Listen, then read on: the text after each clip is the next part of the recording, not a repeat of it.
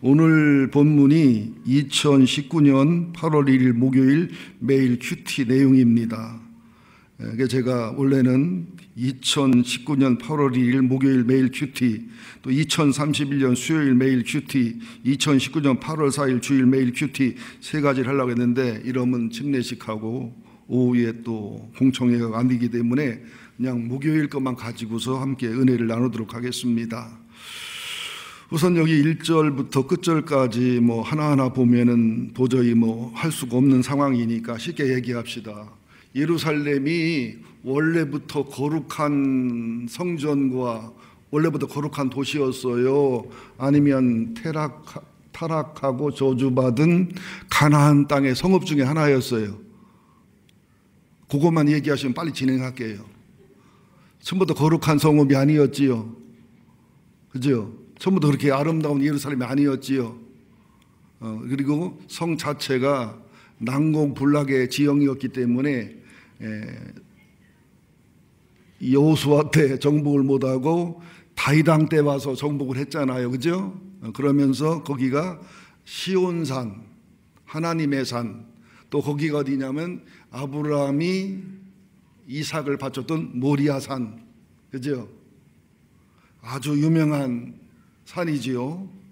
근데 그 예루살렘을 버림받은 피투성이라, 누가 엄마인지도 모르고 누가 아버지인지도 모르는, 그래서 버려버린, 그래서 보면은 배꼽줄도 자르지 아니하고 물로 씻지도 않고 소금도 뿌리지 않고 강보도 싸지 않고 애 낳아서 버려버린, 가끔 TV나 신문에 보면 공중 화장실에서 애기 나서 신문지로 이렇게 말아서 버리는 애기도 있거든요.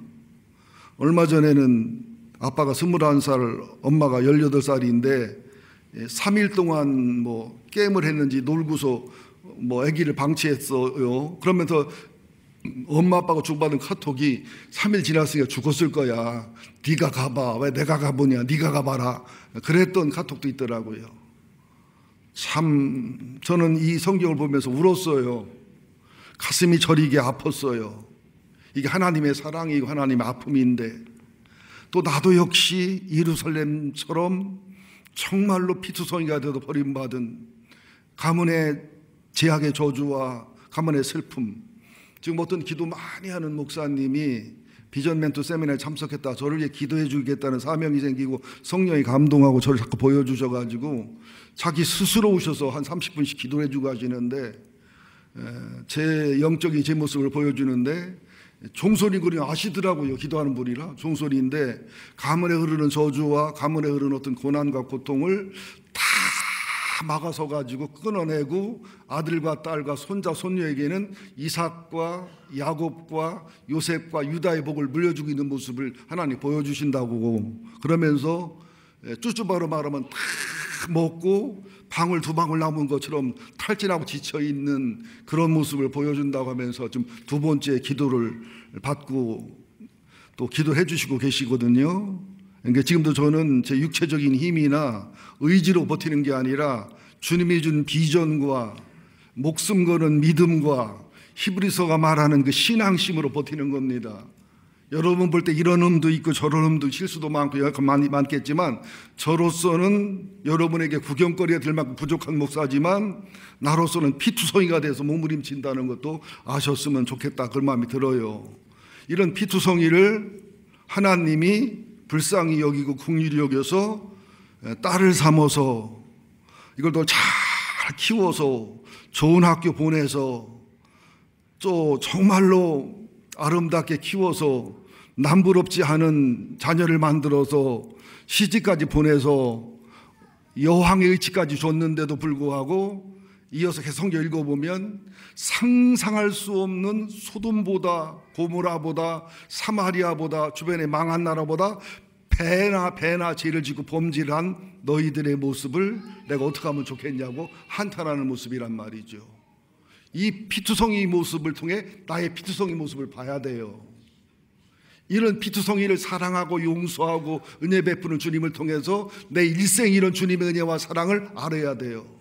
이런 은혜와 사랑을 입었지만 하나님 앞에 배은망덕하게 그렇게 기도가 게으르고 예배가 게으르고 교만하고 세상을 좋아하고 우상을 좋아하고 하나님을 괴롭히는 내 모습도 나를 봐야 돼요. 전 그래서 울었다는 얘기예요.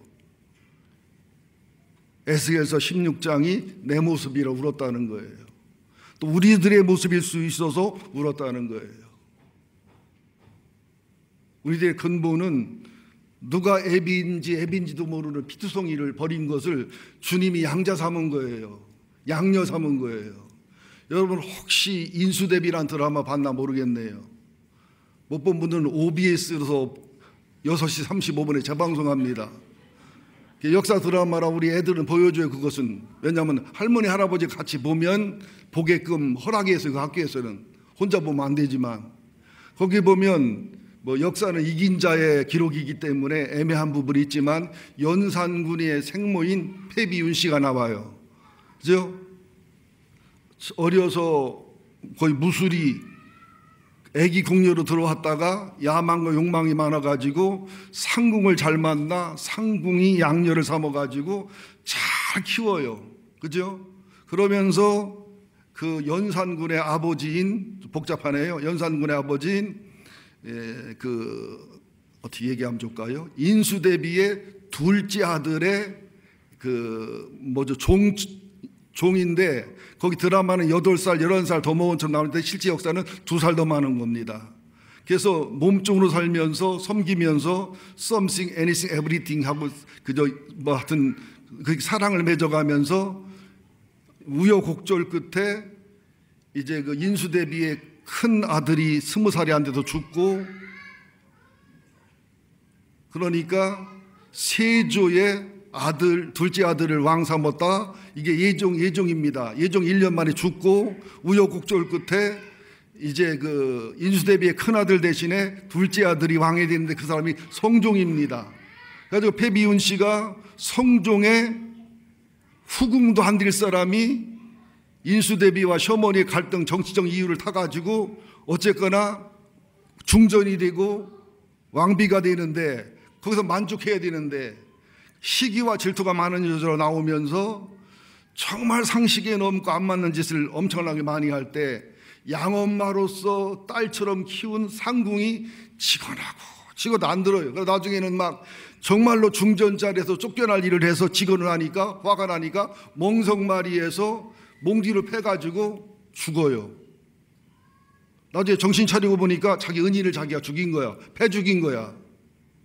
그리고 나서 결과적으로는 시기 질투하다가 폐비가 되고 사약 먹고 죽어요.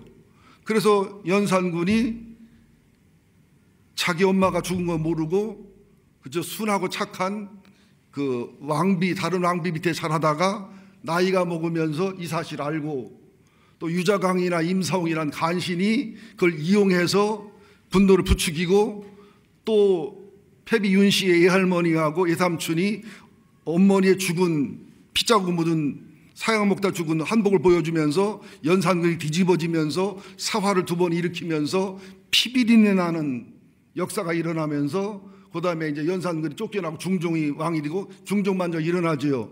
여기까지는 아시는 내용이지요. 뭐라 알아? 인줄 알았지. 거기 보면 패비윤 씨가 꼭 그런 식인 거예요. 후궁도 못 들 애가 중전이 됐고 왕비가 됐으면 만족해야지요. 감사해야 되는데 교만하고 또 성종이 첩을 두면 꼴을 못 봐. 그런데 또 성종이 여러분들 역사적으로 알아야 됩니다. 세종대왕이나 또 세조나 성종이나 정조나 이분들은 정치를 엄청 잘하는 업적이 많은 사람들입니다. 근데 성종이 여자를 굉장히 밝혔어요. 그래가지고 어떻게 된 내용인지 정확하게 모르지만 부부싸움 하다가 얼굴에다가 손톱자국 올렸잖아요. 그래서 죽게 된 이유가 거기 있거든요.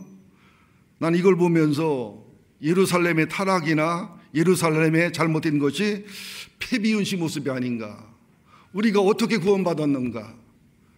내 근본이 어떤 사람인가. 나는 지금 얼마나 은혜를 입고 얼마나 사랑을 받고 얼마나 복받고 사는 사람인가. 그럼 나는 얼마나 감사해야 되며 얼마나 감격해야 되며 얼마나 겸손해야 되며 얼마나 온유해야 되며 얼마나 은혜를 갚아야 되는가. 한 번은 우리 혜인이가 수련회 때문에 가고 지호만 남았는데 둘이 있을 때는 그렇게 싸우고 시끄럽고 그러더니 지호만 남으니까 불쌍하더라고요. 괜히 처량해 보이고. 그래서 어느 집사님 댁이더라? 전종일 집사님, 김의남 집사님 댁인가? 전종일 집사님 계셔요? 김의남 집사님 계셔요? 거기 신방을 가는데 우리 지호가 그러는 거예요. 신방을 내가 왜 가야 돼? 그래서 너 혼자 집 볼래 그럼? 내가 집으로 해봐. 그러면 TV 틀어주면 볼래? 무서워서 못 보지. 그럼 가야지 어떻게? 내가 왜 가야 되는데 거기를? 난 이해가 안 돼. 아니 싸가지 없는 년이지. 담임 목사가 사모가 신방 간다는데 지가 왜 지랄이요? 그럼 너 구리로 가. 혼자 어떻게 가? 또 가서도 내가 왜 이 예배를 드려야지? 난 이해가 안 돼. 그 지랄하고 있는 거요. 예배를 드리면서 눈치를 봤어. 그래서 설교를 짧게 하고 먹을 거 주니까 또 팅팅거리며. 그래서 예배 마치고 오면서 지호야 너 때문에 설교도 짧게 하고 대화도 짧게 하고 너 때문에 오는 거야. 뭐가 짧어? 내가 왜 가야 되나? 지금도 이해가 안 가? 내가 쫓아내려다가 내가 갱시 쳐본대 아주 그냥. 아니 지가 애가집에 도부살이 하는 주제에 아니 담임 목사가 신방을 간다는데 지가 짐이 되고 부담이 되는 거지. 지가 뭐라고 흥흥 이 구퉁배기가 초장을 가야 돼 하여튼 그냥. 그 모습을 보면서 주님 어쩌면 이 모습이 내 모습입니까? 예? 우리가 화날 때 주님 은혜 생각해봐. 주님의 사랑 생각해봐. 내 잘못 생각해봐. 화날 수 있어요? 손평정 원사님 대표로 얘기해봐. 알긴 알아? 여러분들 주님의 은혜 잊지 마세요. 어디 성질을 부립니까? 어디 섭섭합니까? 어디 분노합니까? 어디 교만을 떱니까? 그러면 안 돼요. 그 모습이에요. 우리 침례받는 날 축제를 만들어줬으면 좋겠어요. 나는 5명을 보면서 나도 전화기 때 세례받았는데 마음에 울컥한 마음이 와요. 그래서 우리가 임시 재직합시다. 앞으로 침례받으면 교회에서 침례배 주는 걸로. 내가 재직 회장이니까 임시 재직해 하는 거예요 지금. 침례받으면 꽃다발 해주지만 교회에서 최대한 아름답고 이쁘게 침례배 해주는데 동의하는 사람 손 들어보세요. 임시 재직해 하는 거예요. 집사만 손 들어봐. 딱 성질대로 또 하고 앉았네. 안 돼요 절대 안 돼 하는 사람 손 들어봐. 예. 재직기 땡땡땡. 나는 이 침례식을 축제를 만들었으면 좋겠어요. 그리고 난 지금 후회가 되는 게 지난번 우리 안습사 권사들 사람들 침례했잖아요. 그러지 말고 6월 말경이나 이렇게 날짜를 잡아서 학생들하고 그분들이 같이 해서 축제를 만들었더라면 참 좋았을 텐데 내가 머리에 총탄을 너무 많이 맞았구나 이게. 여러분 침례식은 다른 어떤 것보다 축제가 돼야 돼요. 왜? 내 영혼이 거듭난 날을 하나님 앞에 공포하는 거고 주님의 신부됨을 하나님 자녀됨을 우리가 서로 가족임을 선포하는 날이거든요. 그래서 그냥 목장에서 부서에서 교회에서 그냥 선물을 못 들 정도로 막 그렇게 축제를 해주는 그게 애들의 영혼에 유익할 거라고 저는 그렇게 믿습니다. 아멘 소리가 적어. 나는 그렇게 믿습니다. 그러면서 또 하나 하고 싶은 얘기는 뭐냐? 침례를 받는다는 것은 세례나 침례가 중요한 게 아닙니다만은 장로교나 감리교 목사님들 설교하면서 그래요. 예수님이 요단강에서 물속에 들어갔다가 물속에 나오는 세례를 받았다. 물속에 들어갔다 물속에 나오면 세례나 침수 세례지. 그게 참 의미가 있다. 물속에 들어간다는 것은 주님과 함께 나는 죽었습니다. 잠깐 머무르야 돼. 니들 참고 있어. 숨 참어. 나올라 허부적거리면 안 돼. 그러다 나 눌러 더 눌러. 잠깐 있는 것은 내 죽어서 장사 지냈습니다. 올라올 때 주님과 함께 부활합니다. 이걸 상징하는 거거든요. 그렇기 때문에 우리가 결혼식, 장례식보다 우리 그리스도인들에게는 침례식이 훨씬 더 소중하고 귀중합니다. 나는 그렇게 축제를 만들었으면 좋겠다는 거예요. 예. 그렇게 해주시길 부탁드리고요. 지금 가족들이나 목장이나 식구들은 지금이라도 빨리 가서 뭐 사갖고 올라가 사갖고 하여튼. 그리고 니들 원하면 내가 하여튼 돈이 없어가지고 막 사준다 못하는데 원하면 뭐 하여튼 뭐든지 해줄 수 있어. 근데 너무 비싼 거 하지 말고 나 팔 집도 없으니까. 자, 마지막으로 한마디 하고 마무리하겠습니다. 자, 이제 예화로 마칠게요. 앞에 있던 패비윤 씨랑 반대되는 얘기로 마무리하겠습니다. 뭐 아시는 분은 아시는 얘기지만 뭐 처음 듣는 것처럼 들어주시는 것이 믿음이고 훌륭한 분들이지요. 제가 천안지방에서 한 6년 7년 목회를 했는데 거기 가면 박노천 목사님이라고 제 몇 살 선배 목사님 겸 친구가 있습니다. 그 목사님이 아드님만 5인데 막내예요. 근데 그 아버님이 천안 침례교회 안수 집사님인데 수석 안수 집사님에다가 이제는 원로 안수 집사님에다가 정말로 존경받고 사랑받는 분입니다. 그분은 성자라고 소문이 난 분이에요. 근데 이제 아버님이 돌아가셨다고 해서 친구들이고 형님이니까 전부 그 집에 갔는데 직산이 집이더라. 직산. 근데 법무사신데 아마 본 재산이 많으셨는지 집이 시골집 치고서는 잔디밭으로 돼 있더라고요. 우리 선장 중앙교회도 잔디밭 위에 있던 교회였거든요. 그때 정기반 안수사님하고 박호곤 안수사님하고 세 분이 주일날 11시에 쳐들어와가지고 내가 깜짝 놀랐는데 나 선본다고 쳐들어온 거예요 그날. 예, 그렇게 아름다운 교회인데 아름다운 집인데 아들 5이 싱글벙글이에요.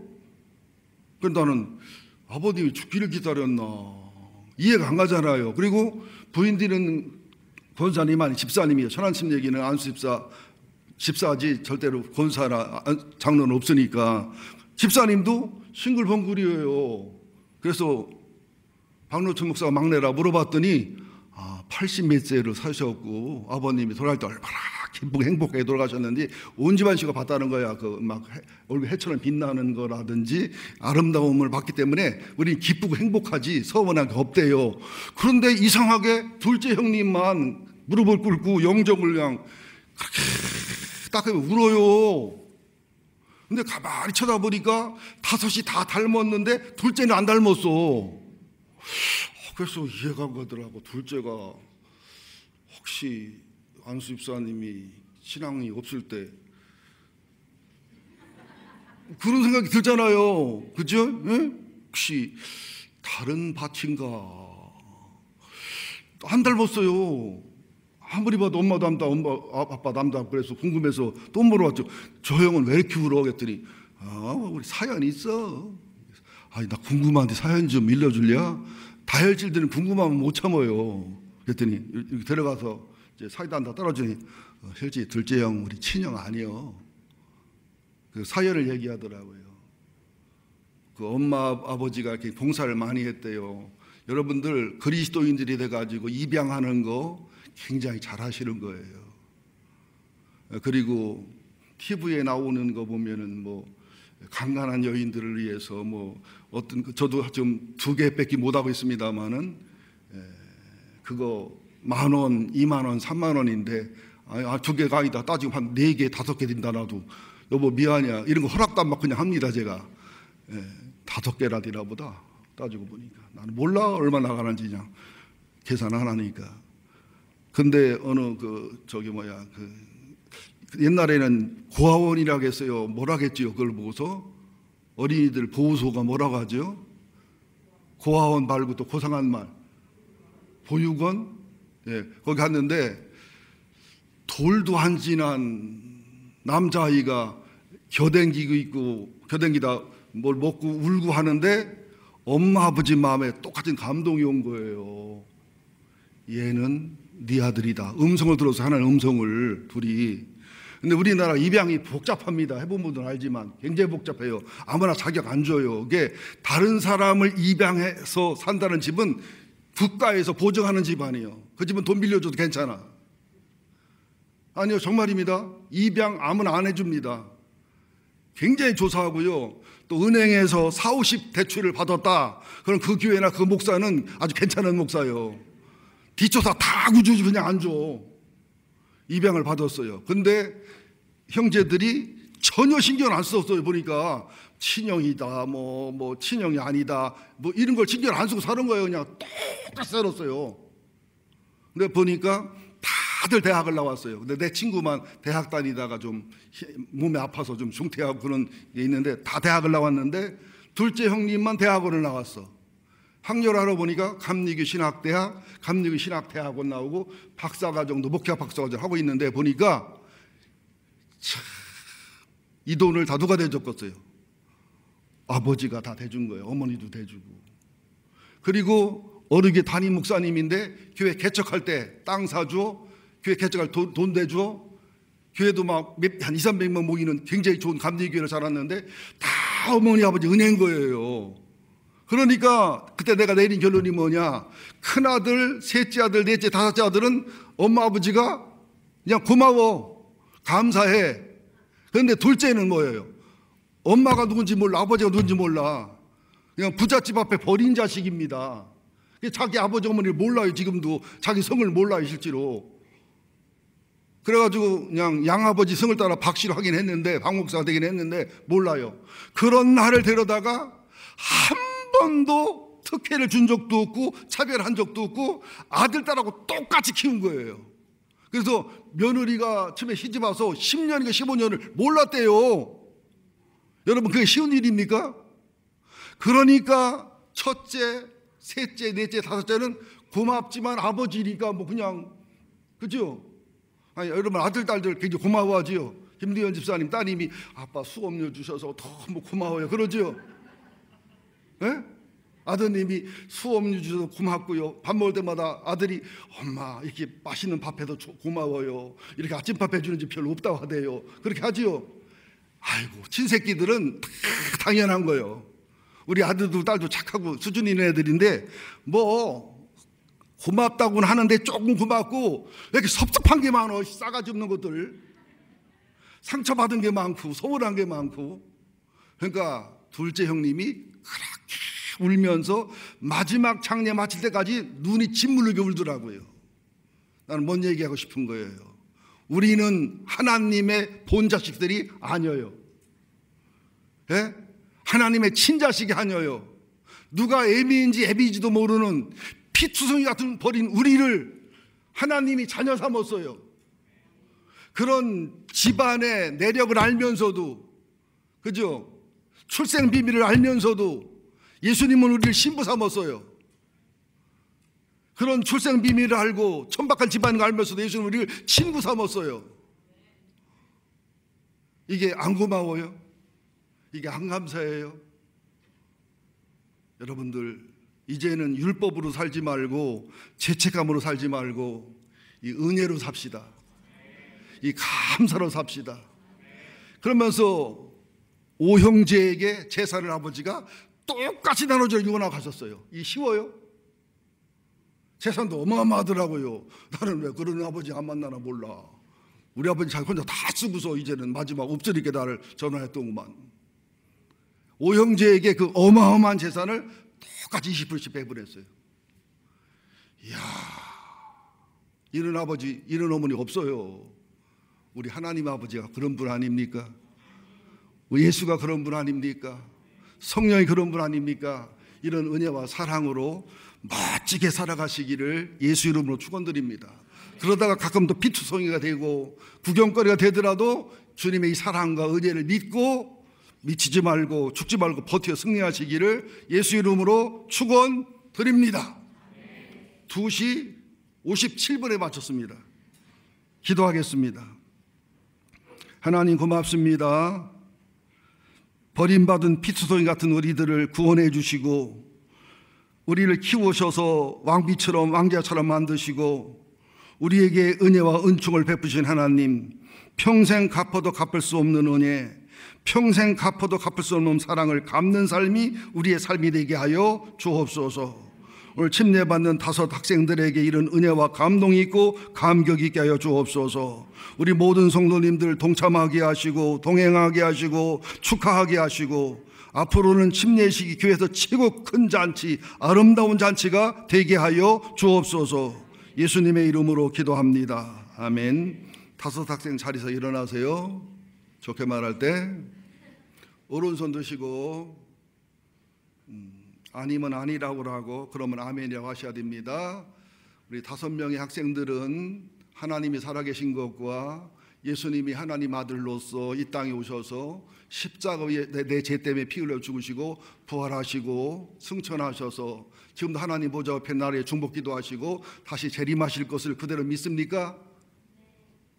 안 믿는 사람 있으면 손 들어요. 그 다음에 여러분들은 성경 말씀이 66권이 하나님 말씀인 걸 100% 믿습니까? 아멘. 조그맣게 하면 걸러낼 거예요. 그 다음에 마지막으로 우리 5사람은 예수님의 십자가의 부활과 예수님의 십자가의 사랑과 부활의 생명을 믿기 때문에 내가 허물과 죄가 많아도 오늘 죽을지라도 나는 연약하고 부족하고 죄가 많아 부끄럽지만 천당 갈 수 있다는 믿음을 가지고 있습니까? 예. 그리고 침례를 받으면 이제 나는 죽고 예수로 사는 사람이 됩니다. 동시에 침례를 받으면 백향목 침례교회 정식 회원이 됩니다. 본인들이 원하시고 참석하면 여러 투표권에 동참할 수 있습니다. 그러나 아직까지는 집사가 되거나 장로가 될 권한은 없습니다. 이 사실에도 열심히 충성하시겠습니까? 예, 앉으시고요. 지금 혹시 5 어린 아이들의 부모님들은 아이들 옆으로 가서 머리나 어깨에 손을 얹으시기 바랍니다. 제가 기도할 테니까 5 학생들의 어머니 아버지들은 가셔서 손을 얹으시기 바랍니다. 여러분들 엄마 아빠들의 축복 기도가 하나님이 굉장히 강력하게 은혜를 줍니다. 엄마 아빠에게는 아들 딸을 축복하고 저주할 권한이 있어요. 예, 손을 얹어주시기 바랍니다. 예, 자기 남의 딸에게 얹지 말고 자기 딸 잘 찾아가서 얹으시기 바랍니다. 제가 기도하겠습니다.